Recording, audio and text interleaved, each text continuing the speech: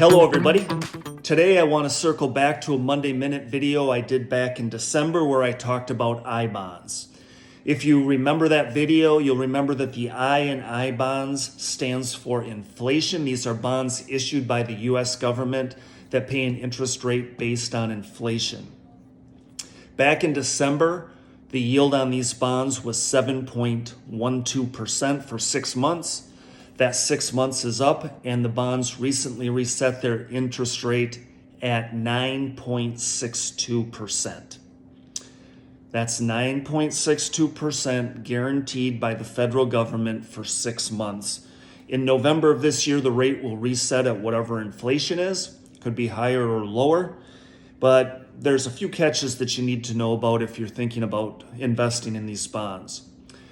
First, you cannot buy them from me or the bank. You have to go to treasurydirect.gov, and you can learn more about the bonds there, and that's where you would invest in them. Secondly, I already told you the interest rate resets every 6 months. The third thing is iBonds are 30-year bonds. You can hold them for up to 30 years, but you don't have to hold them that long. You have to hold the bonds for 1 year.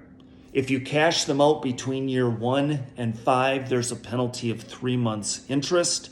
After 5 years, you can cash it out anytime with no penalty. And the last thing is kind of a bummer. This is such a good deal that the US government limits what you can put into them. You can put in $10,000 per person per calendar year. So a married couple can invest $20,000 a year into it.